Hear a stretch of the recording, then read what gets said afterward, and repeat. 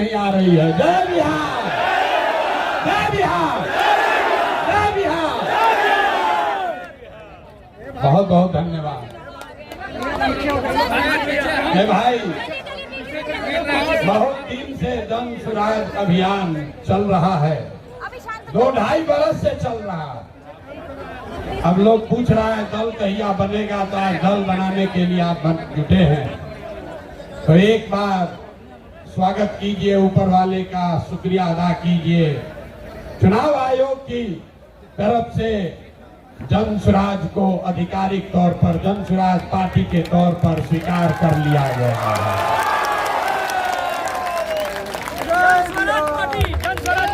नाम ठीक है?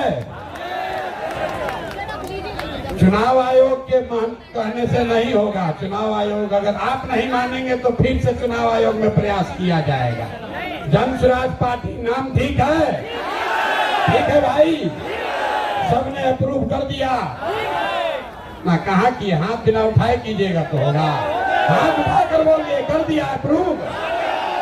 दल का नाम क्या है? दल का नाम क्या है?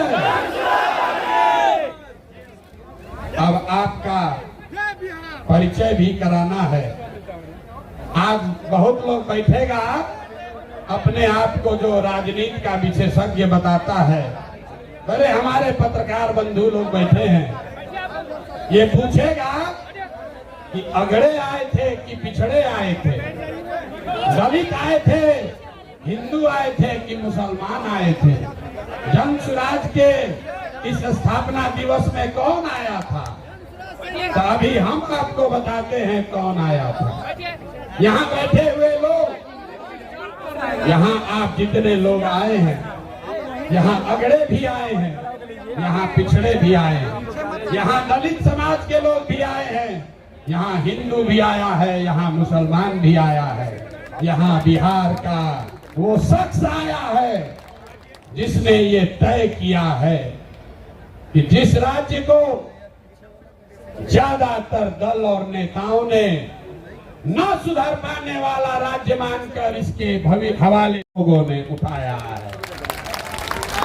और ये नारा क्यों लगाते हैं? जय बिहार, जय जय बिहार का नारा क्यों लगता है? ये इसलिए लगता है कि आप उनको, ये वो समूह है जिसने तय किया है कि अपने जीवन काल में हम लोग ऐसा बिहार बनाएंगे कि देश दुनिया में कोई आदमी बिहार और बिहारी को गाली नहीं दे पाएगा। होना चाहिए ना भाई? आपका परिचय ठीक है ना? तो जन सुराजी कौन हुआ? जो चाहता है कि बिहार का पुराना गौरव, ये ज्ञान की भूमि, लोकतंत्र की जननी, आपके हमारे माँ बाप और पूर्वजों की इस जमीन को का जो गौरव वापस लाने के लिए संकल्पित लोग हैं, ये उनकी सभा है। लोग फिर पूछेगा इनका विचार क्या है? ये वामपंथी है कि दक्षिणपंथी है? यहाँ पर तो समाजवादी भी आए हैं, गांधीवादी भी आए हैं, बाबा साहब अम्बेडकर को मानने वाले लोग भी जुटे हैं, और भाजपाई भी संघ में जाने वाले लोग भी जुटे हैं।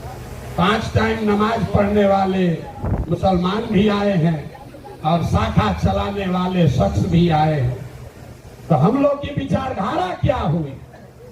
जन सुराज की विचारधारा जो महात्मा गांधी ने जो बात बताई, जो गुरुदेव रविंद्रनाथ टैगोर ने सिखाया, जो बाबा साहब अम्बेडकर ने बताया, जन सुराजियों का विचारधारा हुई मानवता। मानवता से आगे बढ़कर कोई बात नहीं है। मानव में, आदमी में जाति, धर्म, वर्ग के आधार पर भेदभाव नहीं होना चाहिए।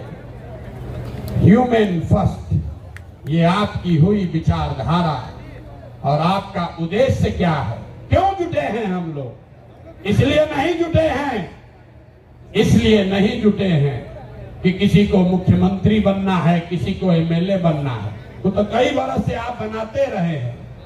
इस उद्देश्य से आप जुटे हैं कि अपने जीवन काल में एक ऐसा बिहार देखें जिस दिन हरियाणा, पंजाब, गुजरात, महाराष्ट्र से लोग बिहार में रोजी रोजगार करने आए, तब मानेंगे कि बिहार में विकास हुआ। होना चाहिए कि नहीं होना चाहिए? होना चाहिए तो हाथ उठाइए सब लोग, बताइए होना चाहिए कि नहीं होना चाहिए? होना चाहिए। कि होगा कैसे? रास्ता तो पते नहीं। जो आता है कह रहा दूसरे नेता को गाली दे रहा, कह रहा हम आएंगे तो इसको कर देंगे। हम आपको जन सुराज में गांव गांव जाकर बता रहे हैं, ऐसा मंत्र सिखा रहे हैं कि वोट जिसको देना है दे दो, वोट जिसको देना है दे दो, लेकिन जो जन सुराज का मंत्र सीख कर दोगे तो और कुछ हो या न हो, आपके बच्चों के लिए पढ़ाई रोजगार जरूर हो जाएगा। होना चाहिए ना? ऐसे सूत कर बैठिएगा तो बात नहीं करेंगे, गला फंसा हुआ है। होना चाहिए कि नहीं होना चाहिए? और कुछ हो या नहीं, पढ़ाई रोजगार होना चाहिए कि नहीं होना चाहिए? कैसे होगा ये प्रश्न है। लोग पूछ रहा है जन सुराज कैसे करेगा? कांग्रेस से नहीं हुआ, लालू जी से नहीं हुआ, नीतीश से नहीं हुआ, मोदियों जी से नहीं हुआ, तो प्रशांत किशोर कैसे कर देगा? हम आपको बता रहे हैं कैसे होगा। अभी 2 मिनट में सबको दिखाएं कैसे होगा। सीखना है ना भाई? सीखे तो आप लोग गांव गांव में हैं, लेकिन एक बार उसको हम लोग रिवाइज करेंगे। अभी सब लोग, अभी इतना मीडिया वाला लोग लगाया है, सबके सामने जन सुराज का सूत्र देखिए कि कैसे आप वोट चाहे किसी को दीजिए, आपके बच्चों के लिए पढ़ाई रोजगार होगा। तो जो इस सवाल रास्ते को फिर से सीखना समझना चाहता है, उसको 3 सवाल का जवाब देना है। जितने लोग आप यहाँ बैठे हैं, खड़े हैं, इधर भी और इधर भी, सबको हाथ उठाकर बताना है बिहार में और कुछ हो या न हो, आपके हमारे सबके बच्चों के लिए अच्छी शिक्षा और रोजगार होना चाहिए या नहीं होना चाहिए? बताइए, हाथ जोर से बोलिए, वीडियो में रिकॉर्ड होना चाहिए। होना चाहिए कि नहीं होना चाहिए? होना चाहिए। अरे भाई, आप तो सब लोग इतना समझदार है, तो हुआ कैसे नहीं? तब जितने लोग आप यहाँ आए हैं, सब आदमी एक बार जरा अपने अपने बच्चों का चेहरा याद कर लीजिए, अपने अपने बच्चों का चेहरा याद कर लीजिए और जरा सोच कर बताइए कि आपने अपने जीवन में, किसने अपने जीवन में अपने बच्चों के पढ़ाई और रोजगार के लिए एक बार भी वोट दिया है? देखिए पूरा सन्नाटा, देखिए सन्नाटा। यहां सब लोग चाहते हैं कि पढ़ाई या रोजगार होना चाहिए, लेकिन पढ़ाई या रोजगार आज तक मिला नहीं। और उसके क्यों नहीं मिला?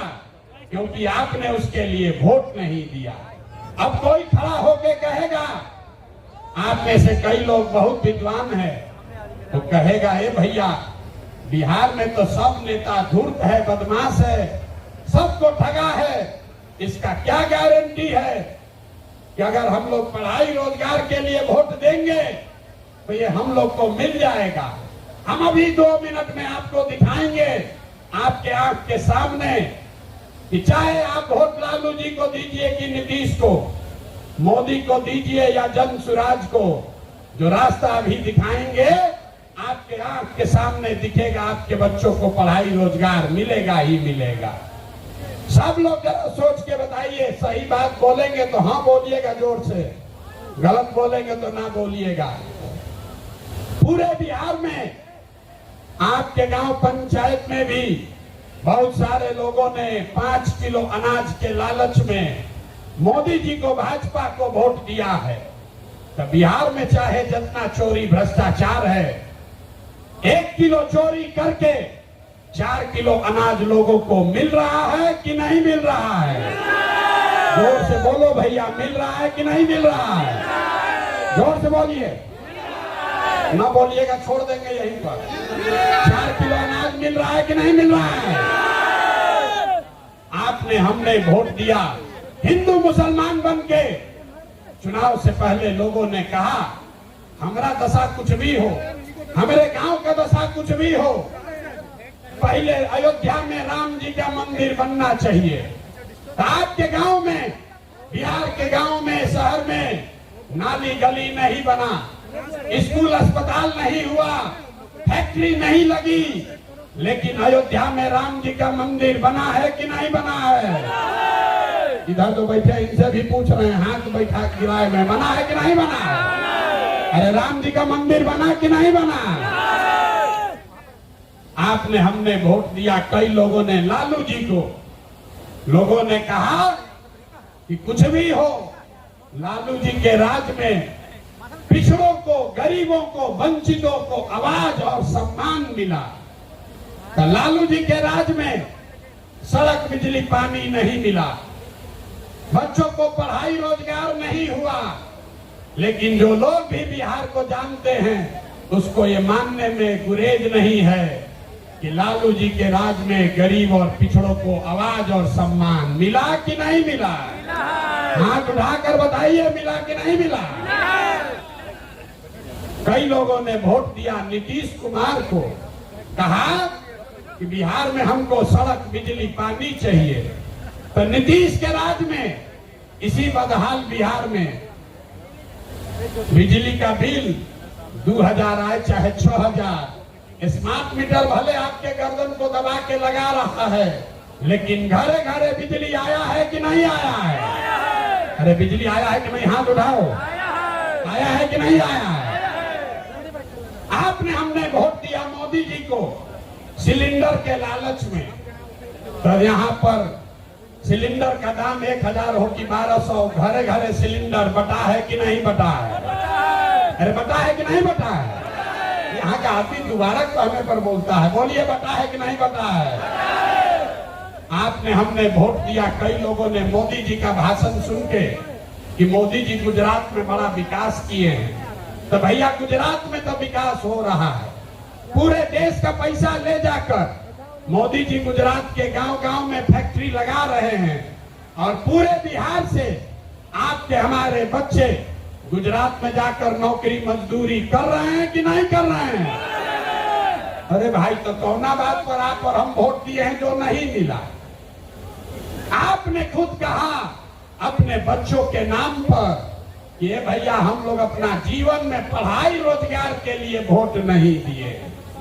यही बात जन सुराज बता रहा, यही जन सुराज का मंत्र है।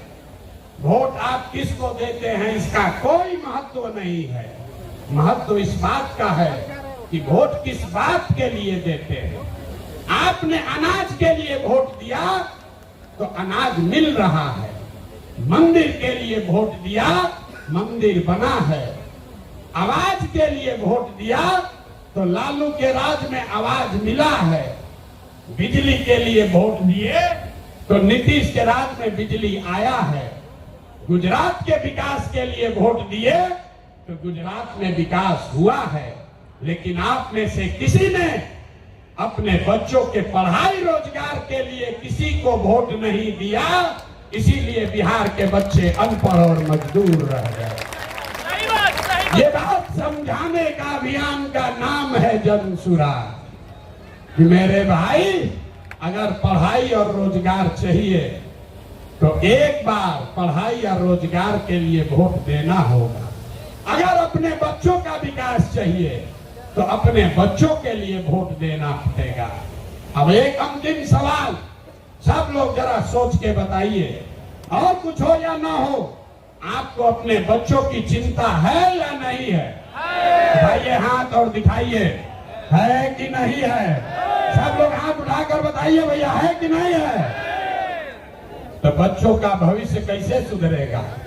दुनिया में जितने विद्वान हैं उन्होंने बताया कि बच्चों का भविष्य सुधारने के लिए गरीबी से निकलने का 3 ही गो रास्ता है, पढ़ाई, जमीन और पूंजी।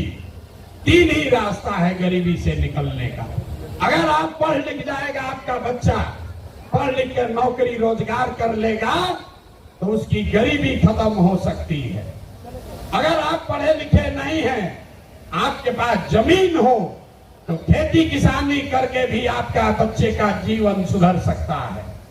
और अगर दोनों नहीं है तो पैसा पूंजी अगर हो, कोई आपको कर्ज भी दे दे तो कोई ना कोई छोटा मोटा रोजी रोजगार दुकान व्यापार करके भी आप अपना जीवन सुधार सकते हैं। बिहार में ध्यान से देखिएगा तो यहाँ पर ज्यादातर लोगों के पास ये तीनों में तीनों चीज नहीं है। यहाँ रहने वाले जितने गरीब लोग हैं उनके बच्चों के पास पढ़ने का कोई सुविधा ही नहीं है। गरीब का बच्चा जा रहा है पढ़ने, वहां पढ़ता नहीं है, खिचड़ी खाया और घरे चला आया। कॉलेज में खिचड़ी नहीं बट रहा है लेकिन वहां से डिग्री बट रही है। बिहार के शिक्षा व्यवस्था का हाल ये है, स्कूल से खिचड़ी और कॉलेज से डिग्री बट रहा है, पढ़ाई दोनों में कहीं नहीं हो रहा है। तो अगर पढ़ाई चाहिए क्योंकि यही रास्ता है गरीबी से निकलने के लिए, तो बिहार में सबसे ज्यादा पैसा शिक्षा पर खर्च होना चाहिए। इसलिए जनसुराज कह रहा है कि जब हमारी व्यवस्था बनेगी तो 1 घंटा के अंदर शराबबंदी को उठाकर फेंक देंगे। 1 घंटा के अंदर शराबबंदी को उठाकर फेंक देंगे। अब लड़का को बुझाया नहीं कि भैया शराबबंदी और पढ़ाई का क्या लेना देना है। हम बताते हैं क्या लेना देना है। अगर बिहार में विश्व देश का सबसे अच्छा शिक्षा व्यवस्था बनाना है तो 5 लाख करोड़ रुपया चाहिए। 5 लाख करोड़ रुपया चाहिए अगले 10 वर्ष में, तो देश का सबसे अच्छा शिक्षा व्यवस्था बिहार में बना दिया जाएगा। और ये 5 लाख करोड़ रुपया आएगा कैसे? ताली मत बजाइए, समझिए। जो शराबबंदी हटाएंगे तो ये तय किया कि शराब से आने वाला टैक्स का पैसा वो बजट में नहीं जाएगा, नेताजी के सुरक्षा के लिए नहीं खर्चा होगा, सड़क बिजली पानी के लिए नहीं होगा। जितना शराबबंदी के टैक्स का पैसा होगा अगले 20 वर्ष बिहार में सिर्फ और सिर्फ नई शिक्षा व्यवस्था बनाने के लिए खर्च किया जाएगा। अब समझ में आया काहे हटाना चाहते हैं? हर वर्ष 20,000 करोड़ रुपया शराबबंदी के चलते नुकसान हो रहा है, तो 20 वर्ष के पैसे को, शराब के टैक्स को अगर आप नई शिक्षा के व्यवस्था के लिए खर्चा करें तो 4 लाख 5 लाख करोड़ रुपया बिहार के बच्चों के मुस्तकबिल को बदलने के लिए उपलब्ध हो जाएगा। तब आपकी सभा में पूछ रहे हैं, बताइए ये योजना लागू होना चाहिए कि नहीं लागू होना चाहिए? जोर से बोलिए। शराबबंदी हटाकर उस पैसे से नई शिक्षा व्यवस्था बनाना चाहिए कि नहीं बनाना चाहिए? ना बोले, हाथ ना उठ रहा है अभी। हाथ उठाकर बोलिए जोर से। ना, जिसको ना बोलना है ना बोलो, बोलिए हटना चाहिए कि नहीं हटना चाहिए? हटना चाहिए। तो हम ये नहीं कह रहे हैं कि शिक्षा व्यवस्था बनाएंगे, उसका रास्ता भी आपको बता रहे हैं। 5 लाख करोड़ रुपया जुटाएंगे इसी बिहार से और ऐसी शिक्षा व्यवस्था बनाएंगे कि पूरे देश से लोग जैसे नालंदा विक्रमशिला में पढ़ने आते थे वैसे यहीं पर पढ़ने आएंगे, तभी बिहार ज्ञान का भूमि फिर से बनेगा। होना चाहिए ना? एक बार जोर से ताली बजाइए, तो बजाइए जोर से ताली। ना हुआ। अरे अपने बच्चों के शिक्षा व्यवस्था के लिए आप इतना ताली भी नहीं बजा रहे हो यार, जोर से बजाइए ताली। इस सदन ने इसको अप्रूव कर दिया ना, शराबबंदी जाएगा, नई शिक्षा व्यवस्था आएगी। दूसरा रास्ता ये 15 बरस से ये शिक्षा व्यवस्था से क्या होगा? 0 से 15 साल, 15 साल से कम उम्र के आपके जितने बच्चे हैं वो इतना बढ़िया पढ़ लेगा कि उसको बिहार की व्यवस्था पर वो बोझ नहीं बनेगा। हम लोग सरकारी विद्यालय में पढ़े हैं, लेकिन हमको नाली गली नहीं चाहिए, हमको अनाज सरकार से मुफ्त में नहीं चाहिए, क्योंकि हम अपने पैर पर काबिल हो गए हैं। तो पहला लक्ष्य है कि 15 साल से कम उम्र के बच्चों के लिए इतनी अच्छी शिक्षा व्यवस्था बना दी जाए कि आने वाली पीढ़ी में कोई बच्चा बिहार की व्यवस्था पर बोझ न बने। लेकिन जो 15 साल से ज्यादा हो गया, अब तो कैसे पढ़ेगा? वापस नहीं पढ़ सकता है। तो उसके लिए जन सुराज का दूसरा सूत्र है, 15 साल से 50 साल के उम्र तक के लोगों को जो फिर से वापस जाकर पढ़ाई नहीं कर सकता है, उसके लिए जन सुराज का मंत्र है, हर हाथ में उसको सरकारी नौकरी मिले या न मिले। हम कह रहे हैं कि साल भर में पलायन रोक देंगे, लोग कह रहा है कैसे रोक देगा? अभी इसी सभा में बताते हैं कैसे रोक देंगे। जन सुराज का मंत्र है, सरकारी नौकरी मिले या न मिले, 10 से 12 हजार रुपया का रोजी रोजगार सबको मिलना चाहिए। और ये मिलेगा कैसे? ये मिलेगा पूंजी के ताकत से। ये पूंजी आएगा कहां से? हम मन से कह रहे हैं, हमको विशेष राज्य का दर्जा नहीं चाहिए, हम लोग भिखारी नहीं हैं। हम आपको बताते हैं रास्ता, हमको नहीं चाहिए दिल्ली की मेहरबानी। बिहार के लोगों में, आपके बाजुओं में, हम लोग के दिमाग में सरस्वती की इतनी कृपा है कि हम लोग अपना रास्ता खुद बनाएंगे। वो लोग हमको क्या देगा? बिहार से हम लोग उनकी मदद करेंगे। तो रास्ता आपको बताते हैं। पिछले साल बिहार में हमने बिहार की जनता ने बिहार के बैंकों में पैसा जमा किया, 4,61,000 करोड़ रुपया। हमने मिलकर कितना पैसा जमा किया? 4,61,000 करोड़। और बैंकों ने हमको ऋण कितना दिया, लोन कितना दिया? 1,61,000 करोड़। बाकी 3 लाख करोड़ रुपया कहां गया? ये कोई चर्चा नहीं कर रहा। हम आपको बताते हैं कहां गया। बैंकों ने ये पैसा, आपका हमारा गरीब बिहार का पैसा यहां से उठाकर गुजरात में, तमिलनाडु में, कर्नाटक में, आंध्र प्रदेश में भेज दिया। रिजर्व बैंक का आंकड़ा है, वो कहता है कि बिहार में अगर 100 रुपया लोग जमा करते हैं बैंक में, तो बैंक वाला 40 रुपया वापस लोन देता है। और गुजरात में अगर गुजराती 100 रुपया बैंक में जमा करता है तो उसको 90 रुपया वापस लोन मिलता है। तो अगर बिहार में बैंकों में जो पैसा हम लोग जमा कर रहे हैं, लोन के तौर पर 70% पैसा भी अगर वापस मिलने लगे, जो देश का विधान है, बैंकों को 70% पैसा वापस देना ही देना है, ताकि आप मोटरसाइकिल खरीद सकें, घर बना सके, बिजनेस कर सके, खेती कर सके। लेकिन बिहार में बैंक दे रहा है 40 पैसा। तो इसलिए ये तय किया गया कि बैंकों को ये मजबूर करेंगे कि तुम बिहार का पैसा ले जाकर गुजरात और तमिलनाडु में नहीं दे सकते हो। इसका फायदा क्या होगा?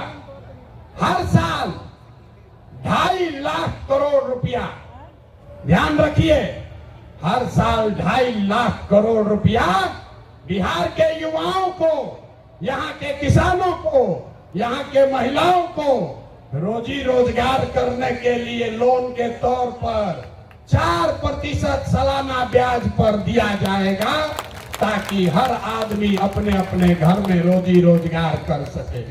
अब आप बताइए कि ये होना चाहिए कि नहीं होना चाहिए?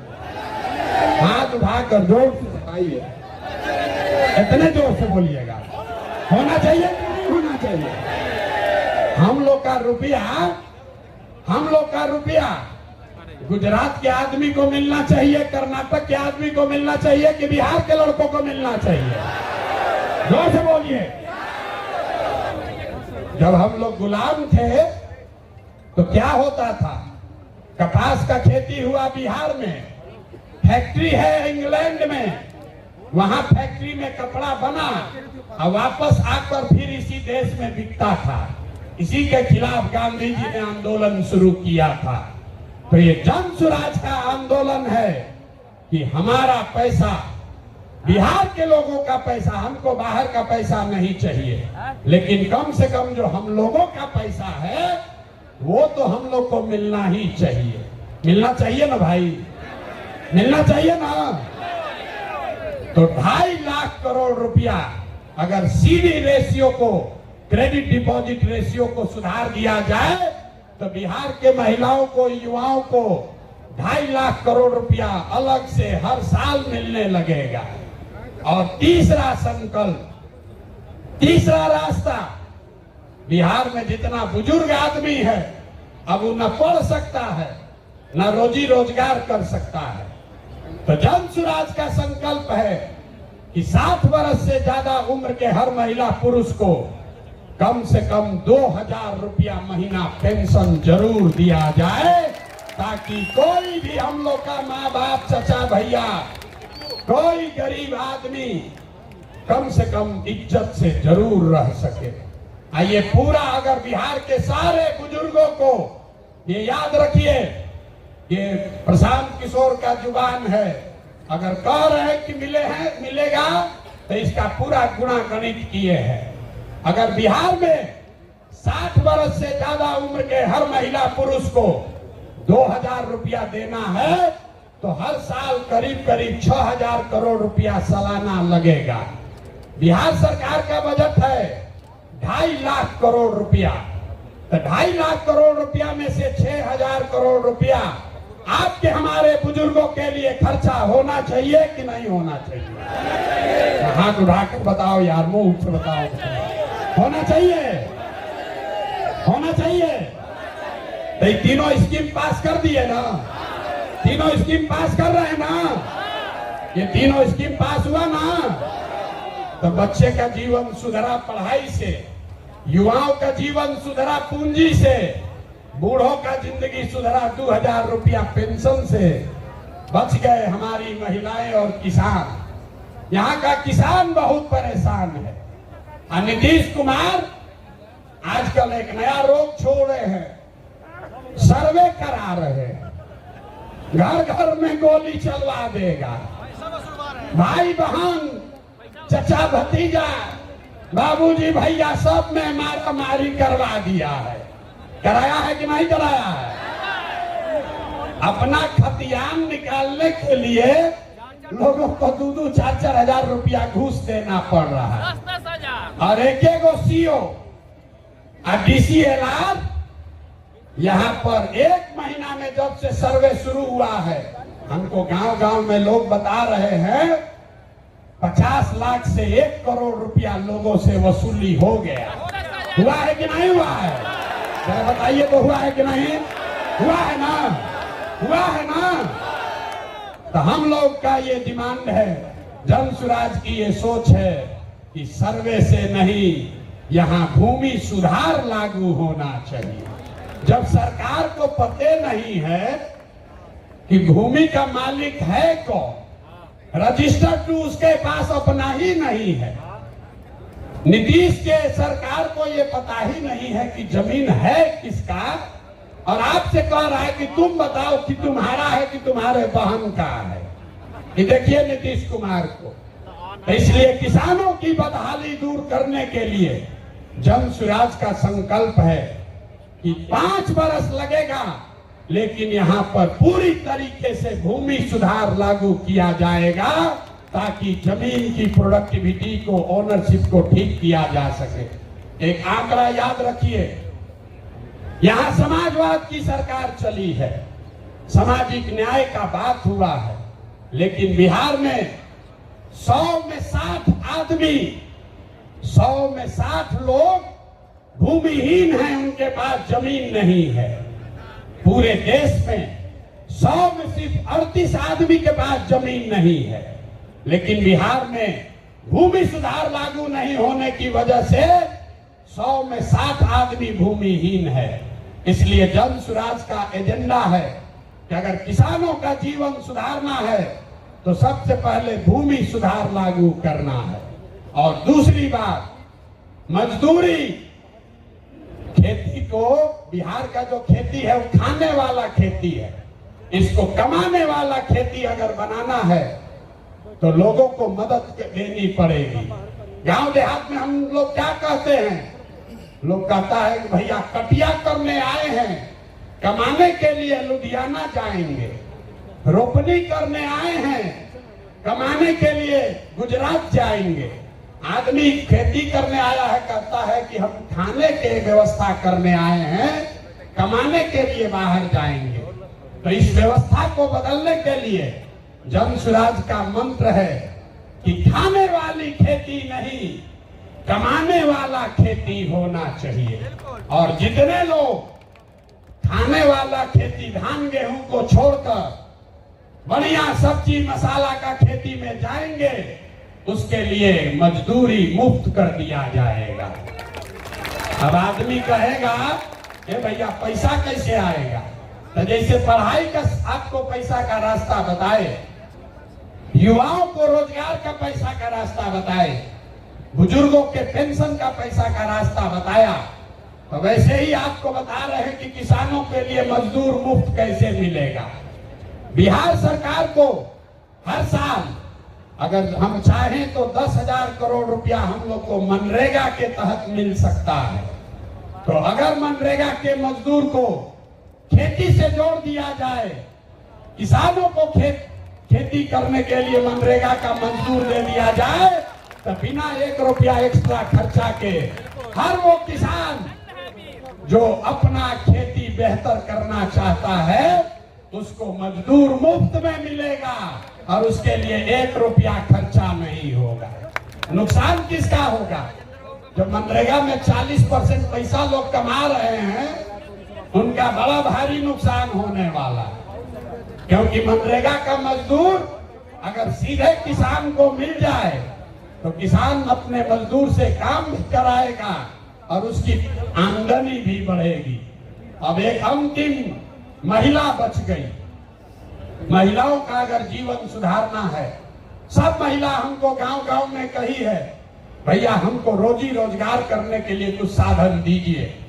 तो हम लोगों ने तय किया कि बैंकों को ये कहा जाएगा कि जो भी महिला लोन लेना चाहती है रोजी रोजगार के लिए, उसको 4% सालाना पर 4%, अभी जो जीविका वाला चल रहा है इसमें 2-2.5% महीना का लगता है, सालाना 30% ब्याज। और हम लोग कह रहे हैं कि सिर्फ 4% सालाना पर हर वो महिला जो कोई ना कोई रोजी रोजगार करना चाहती है उसको सरकारी गारंटी पर लोन दिया जाएगा और बाकी का 6% सरकार देगी।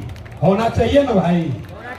तो एक बार जरा हाथ उठाकर बताइए, 5 एजेंडा पास कर रहे हैं आप? ये 5 एजेंडा पास कर रहे हैं ना? इसको आगे बढ़ाया जाए ना? ये 5 से भला होगा ना बिहार का? तो ये सब हो जाएगा तब न होगा जब सरकार बनेगा। सरकारें नहीं बनेगा तो खाली भाषण होगा। तो सरकार बनाने के लिए लोग कहे ये भैया पैदले चलते रहिएगा, पार्टियां न बनवाइए। तो पार्टी बन गया, पार्टी बन गई, लेकिन हमने आपसे वादा किया था कि हम इसके नेता नहीं बनेंगे। नेता तो कोई बिहार का लड़का ही बनेगा, कोई बिहार का बच्चा बनेगा। लोगों ने कहा कि आपके जितना तो कोई काबिल आदमी बिहार में मिलेगा नहीं। हम आपको अभी दिखाते हैं, आपके मंच के सामने यही खड़ा करेंगे। जब दल बना है और दल का नेतृत्व जिस व्यक्ति को दे रहे हैं, दल का नेतृत्व जिसको दे रहे हैं, कार्यवाहक अध्यक्ष जिसको नियुक्त किया जा रहा है, देखिए कैसे सब एकदम ध्यान से सुनने को खड़ा। अपना बच्चा का बात हुआ तो सो रहा था, आज ऐसे बोले कि दल के अध्यक्ष घोषित कर रहे हैं तो देखिए कैसे सजग हो गया। तो जो अभी दल के अध्यक्ष बनेंगे उनका परिचय कराऊं, उससे पहले आपको बता रहा हूं, ये कार्यवाहक अध्यक्ष हैं, इनका चुनाव मार्च तक फिर से किया जाना है। लेकिन 2 अक्टूबर को हमने आपसे वादा किया था कि दलित समाज का, हमने नहीं कहा था, हमारे सारे साथियों ने कहा था कि दलित समाज का कोई व्यक्ति इस दल का नेता बनेगा।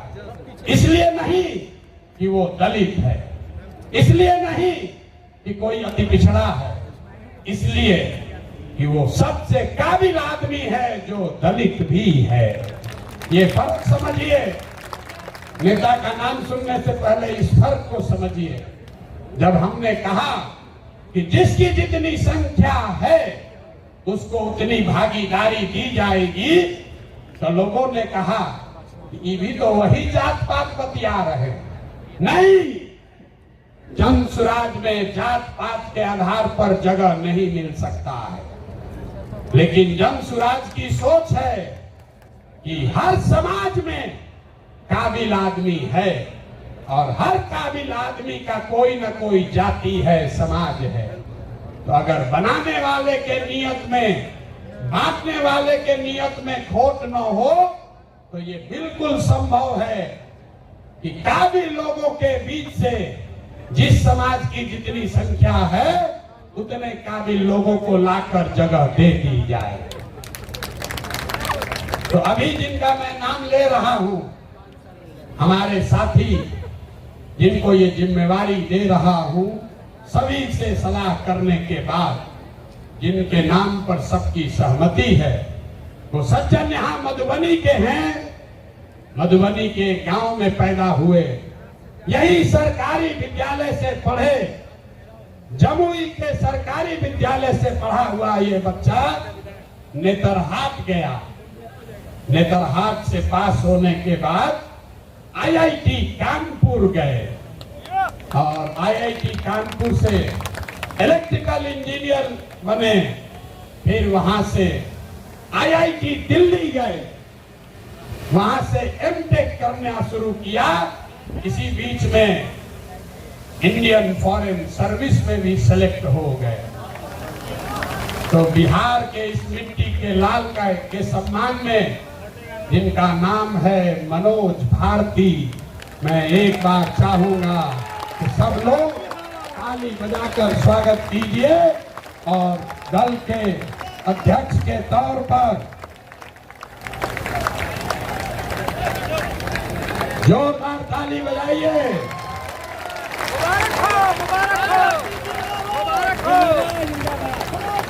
दल के अध्यक्ष के कार्यवाहक अध्यक्ष के तौर पर मनोज भारती जी, जो अनुसूचित समाज के हैं, लेकिन ये प्रशांत किशोर से ज्यादा काबिल आदमी है।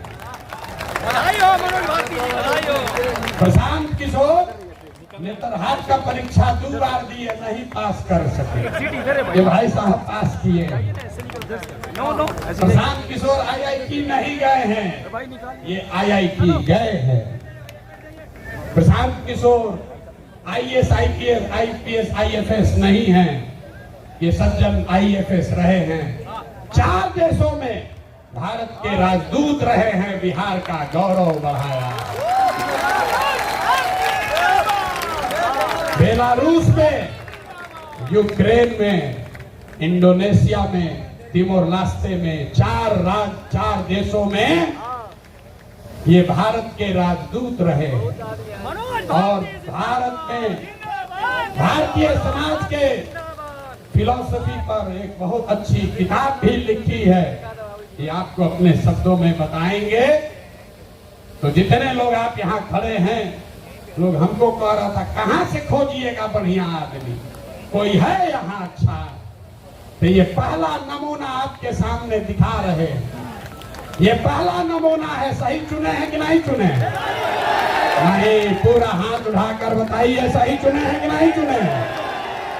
बोलिए सही है, समर्थन है कि नहीं है? कल ये मत कहिएगा कि प्रशांत किशोर चुन के बैठा दिए। फिर से हाथ उठाकर बताइए, अनुमोदन कीजिए, ठीक है कि नहीं है? अनुमोदित है, अनुमोदित। ये इसलिए नहीं है कि ये दलित समाज के हैं, ये काबिल हैं जो दलित समाज के भी हैं। यही जन सुराज का रास्ता है और हर समाज से ऐसे ही लोगों को, जरूरी नहीं है कि अब कुछ लोग सोच रहा होगा कि भैया सब अधिकारी हो, होशियार थोड़े है ना। इस मंच पर बैठे हुए बड़े काबिल लोग हैं। अभी आप मिले गिरी जी से, गिरी जी वाईबी गिरी यहाँ के सबसे बड़े कानूनविदों में उनकी गिनती होती है। वो इसलिए नहीं यहाँ हैं कि वो गिरी हैं, वो इसलिए यहाँ हैं जो यहाँ के सबसे विद्वान काबिल वकील हैं, जो गिरी समाज के भी हैं। आपने अभी केसी सिन्हा का नाम सुना। केसी सिन्हा इसलिए नहीं है कि वो सिन्हा है कि सिंह है, वो इसलिए है कि किसी जाति का बच्चा जब गणित पढ़ना चाहता है तो वो केसी सिन्हा का किताब पढ़ता है। जन सुराज का रास्ता ठीक है कि नहीं है? है ना? ठीक, जोर बोलिए, है कि नहीं है?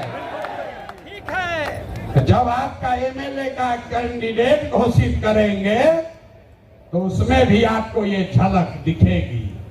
जब इसका लीडरशिप काउंसिल घोषित होगा तो हमने आपको जुबान दिया है, इसी समाज को मत के ऐसे ऐसे हीरा को निकालेंगे जो आपको खुद नहीं पता है कि हमारे समाज में ये भी आदमी है। क्योंकि जीतने से बिहार नहीं बदलेगा। बिहार तब बदलेगा जब बिहार को सही लोगों के साथ जीता जाए, तब न बदलेगा। तब एक बार मैं चाहूंगा कि मनोज भारती जी आपसे अपने शब्द कहें। कल लीडरशिप काउंसिल की बैठक है, उसमें घोषणा भी होगी अन्य सदस्यों की, जो आपको समाचार पत्रों के माध्यम से जानकारी होगी।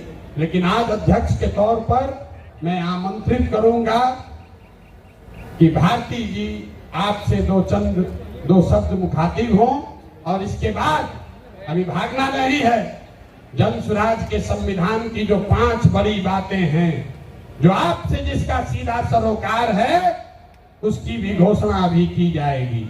तो 5 मिनट इनकी बात सुनिए और उसके बाद हम लोग इस पर वापस आते हैं। सर एक फोटो साथ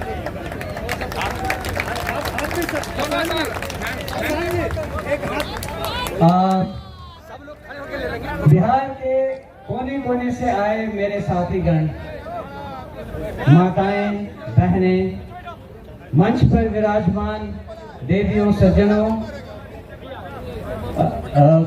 सुखविधार जी, प्रशांत किशोर जी, मीडिया के और पत्रकार मेरे दोस्त, आप सबको मेरा मनोज भारती का नमस्ते, प्रणाम, आदाब।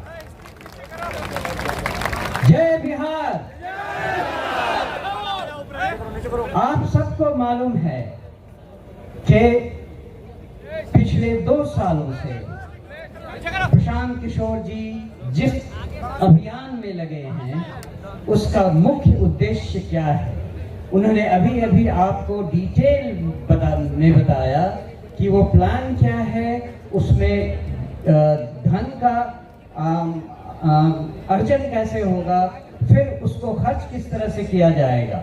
उन 5 स्कीम में कोई भी स्कीम ऐसी नहीं है जिसे कुछ भी बदला जा सकता है।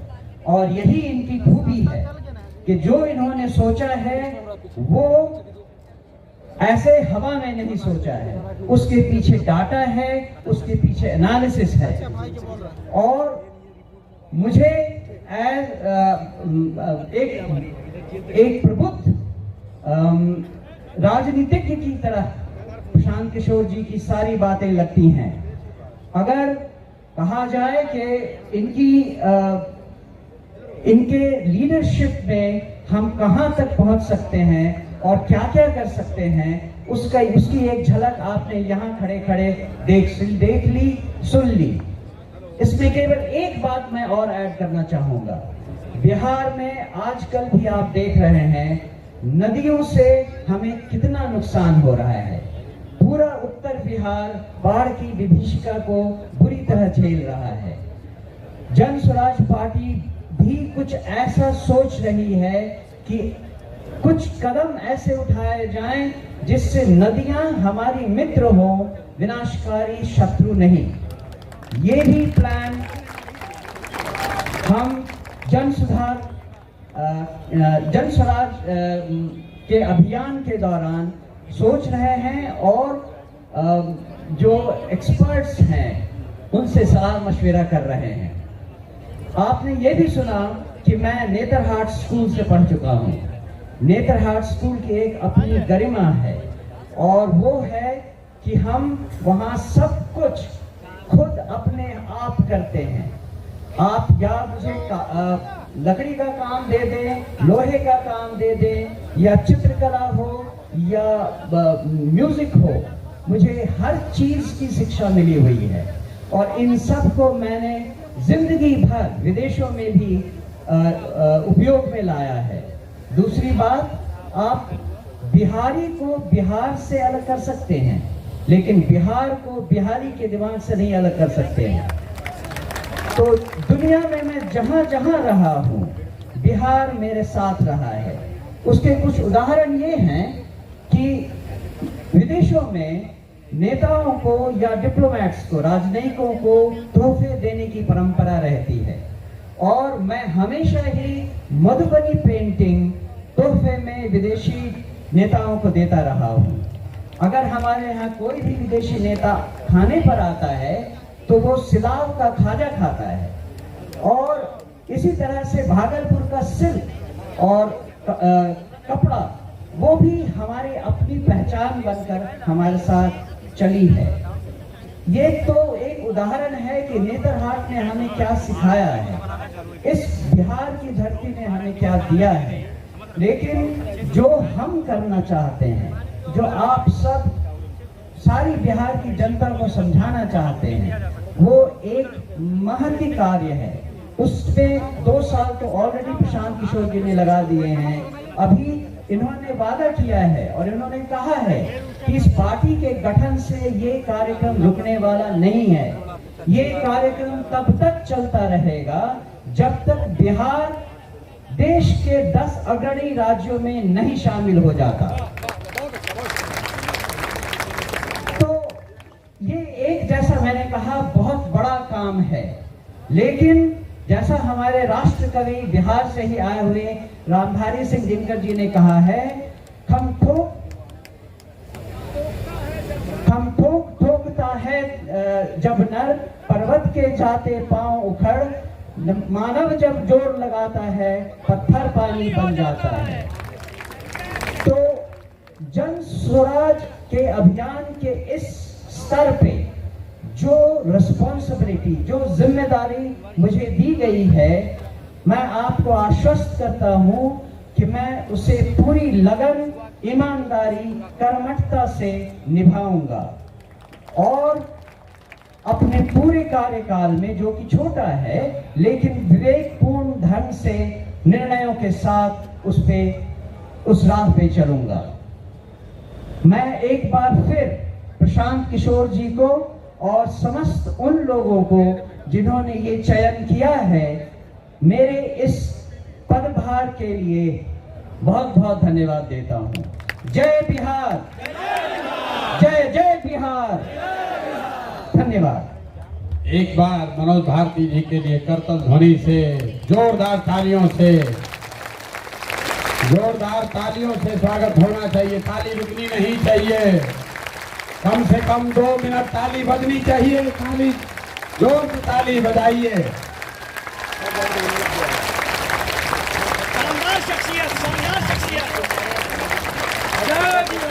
बहुत बहुत धन्यवाद। एक बार, अभी 2-3 बार ताली और बजाना है, शाम हो गया है।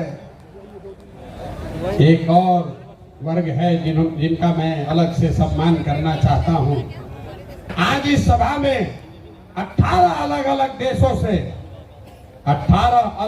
देशों से वो बिहार के साथी आए हैं जो बिहार की इस जन स्वराज की यात्रा में, इस प्रयास, इस परिकल्पना में अपना कंधा लगा रहे हैं। तो एक बार मैं आग्रह करूंगा, लोग वो कहाँ बैठे हैं मैं जानता नहीं हूं, लेकिन अगर एक बार वो सब खड़े हो जाएं एक जगह कहीं, तो मैं अगर आप उनको देख नहीं भी पा रहे हैं, पता नहीं भीड़ में कहाँ है, लेकिन आपकी जानकारी के लिए बता रहा हूं, 28 देशों में, कल हम लोग शाम में बैठे थे, 28 देशों में बिहार के अपने भाइयों ने, साथियों ने ये तय किया है कि जैसे आप अपने गांव और पंचायत में जन स्वराज का अलख जगा रहे हैं, वो अपने अपने देश में जन स्वराज की इस परिकल्पना को, इस प्रयास को बल देने के लिए वहां रहने वाले सभी बिहार के साथियों को साथ जोड़ेंगे और बिहार के सुधार के इस महाअभियान का हिस्सा बनेंगे।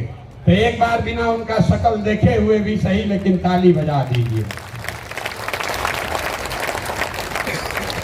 दल के संविधान को लेकर बस 5 बात और उसके बाद ये सभा खत्म। ये दल के संविधान में तय किया गया है सबके सलाह से कि अध्यक्ष का कार्यकाल 1 साल का होगा और लीडरशिप काउंसिल जो इस दल को लोग चलाएंगे उनका कार्यकाल 2 साल होगा। दूसरी बात जो तय की गई कि ये पहला ऐसा दल होगा, ये पहला ऐसा दल होगा जहां पर हम लोग उम्मीदवारों का चयन कोई व्यक्ति नहीं कर रहा होगा, कोई व्यक्तियों का, नेताओं का समूह नहीं कर रहा होगा। देश में पहली बार एक ऐसा दल जो दलों का चुनाव जनता के द्वारा, दलों के उम्मीदवार का चुनाव जनता के द्वारा किया जाएगा। जैसे आप अमेरिका में देखते हैं, अमेरिका में अभी राष्ट्रपति का चुनाव हो रहा है। आप जरा पूछिए कि डोनाल्ड ट्रंप को टिकट कौन दिया? डोनाल्ड ट्रंप को टिकट किसने दिया? कमला हैरिस को टिकट किसने दिया? तो किसी एक व्यक्ति ने नहीं दिया, कोई एक समूह नहीं देता है, कोई रिपब्लिकन और डेमोक्रेटिक पार्टी का अध्यक्ष नहीं देता है। जिसको भी चुनाव लड़ना है अमेरिका में, जिसको चुनाव लड़ना है वो अपना अपना उम्मीदवारी सामने रखता है और उसके पास ये अवसर होता है कि 6 महीना 8 महीना वो जनता के बीच में, पार्टी के बीच में जाए, अपनी बात बताए और जिसको जनता चुन दे वही उस दल का उम्मीदवार होता है। तो अमेरिका वाले राष्ट्रपति के लिए ये कर रहे हैं। लोकतंत्र की जननी बिहार से ये नया मापदंड जन स्वराज तय करेगा। हर विधानसभा क्षेत्र में मार्च से पहले जितने लोग उम्मीदवारी चाहते हैं उनको चुना जाएगा, उनका नाम सार्वजनिक तौर पर प्रकाशित किया जाएगा और उसके बाद मार्च से लेकर नवंबर तक उस क्षेत्र के जन स्वराज के जो संस्थापक सदस्य हैं, जन स्वराज को मानने जानने वाले लोग हैं, जो वहां की जनता है, वो उन 5-6 नेताओं में सबको जांचने परखने के बाद 6 महीना में जिस पर मोहर लगा दिया वही जनता का, जन स्वराज का उम्मीदवार बन गया। ये व्यवस्था को आप अप्रूव करते हैं कि नहीं करते हैं? सबको हाथ उठाकर बताना है, बताइए। होना चाहिए ना भाई, ठीक है ना? इसको स्वीकार कर दिया जाए ना? तो टिकट प्रशांत किशोर नहीं देंगे, हमारे आगे पीछे घूमने से कुछ नहीं होगा।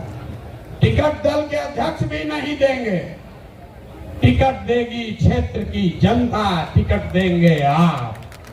और आपने अगर गरीब से गरीब बच्चे को भी चुन दिया तो हमने गांव-गांव जाकर ये कहा है कि आपके पास, आपके द्वारा चुने गए उम्मीदवार के पास पैसा हो या न हो, जाति की संख्या हो या न हो, चुनाव जीतने की व्यवस्था हो या न हो, अगर वो आदमी काबिल है, आपने उसको चुना है, तो पैसे की चिंता, चुनाव जीतने की चिंता आप जन सुराज पर अपने भाई अपने प्रशांत किशोर पर छोड़िए और उस आदमी को, सही आदमी को चुनकर आगे भेजिए।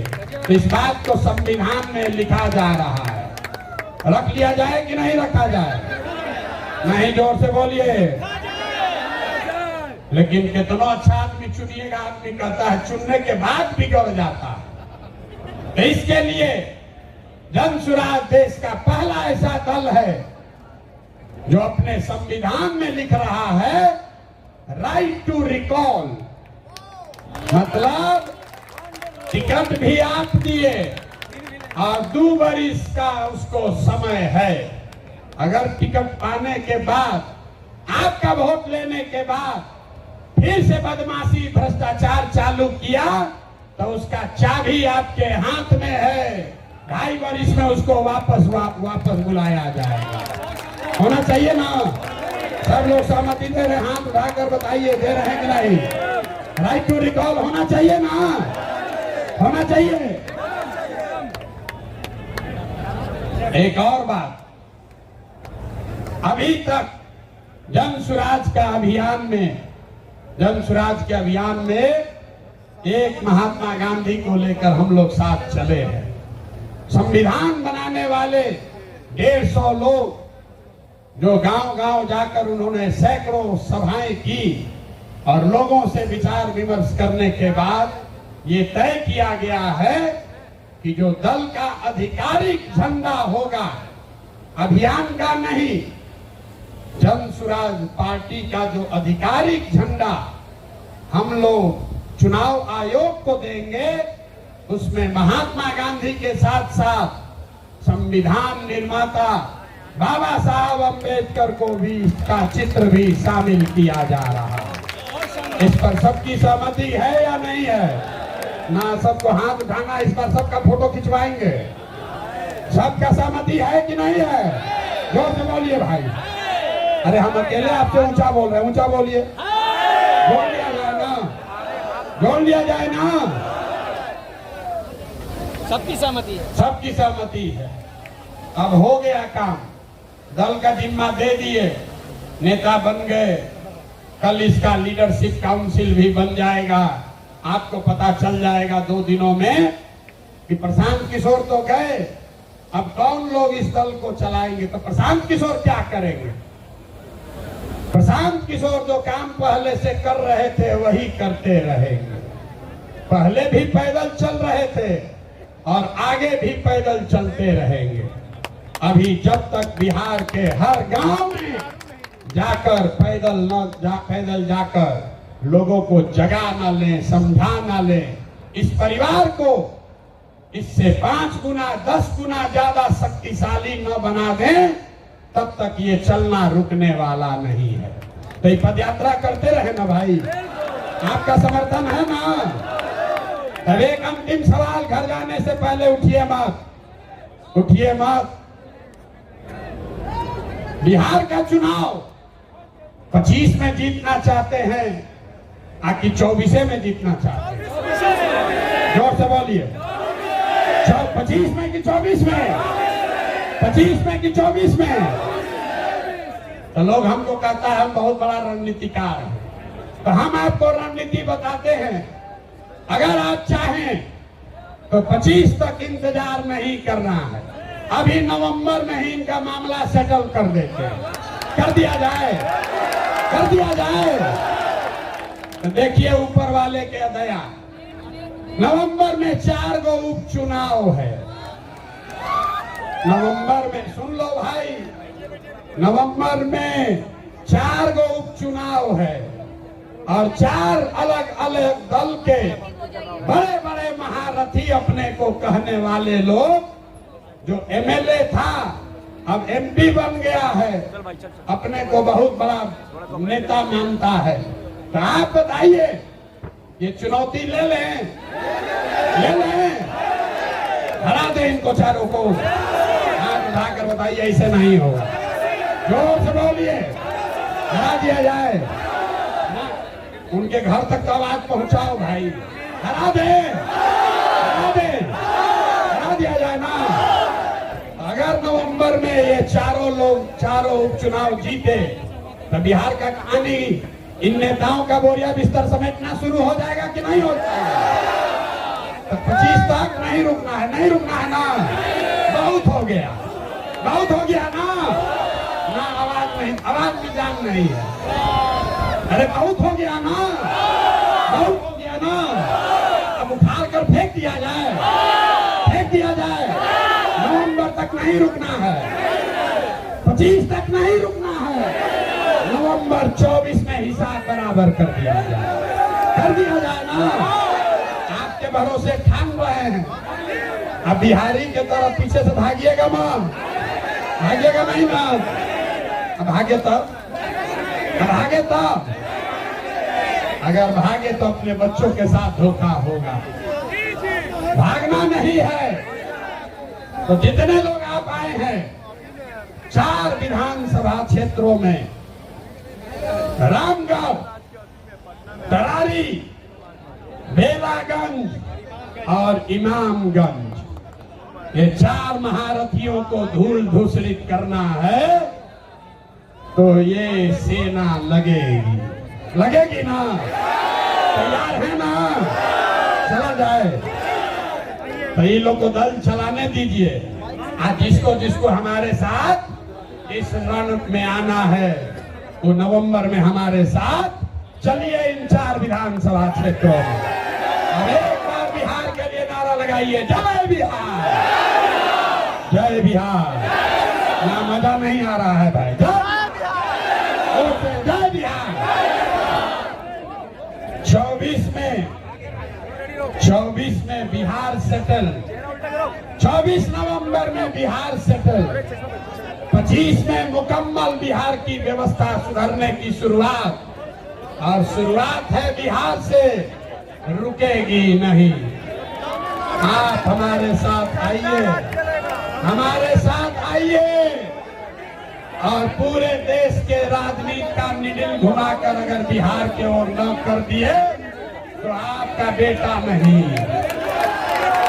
लगे सामने है, लगाओ जोर से ना, बताइए।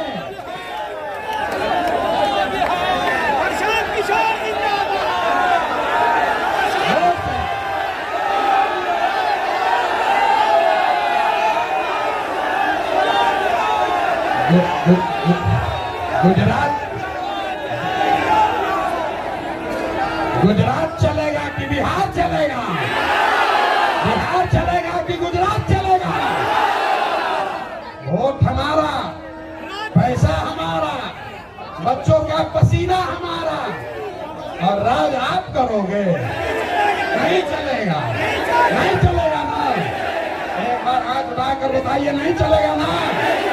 नहीं चलेगा तो ये रुकने वाला नहीं है। कमर कस लीजिए। 1 साल में ये जंग की शुरुआत थाम दी है। अब हम लोग पीछे हटने वाले नहीं है ना। जय बिहार। बहुत बहुत धन्यवाद।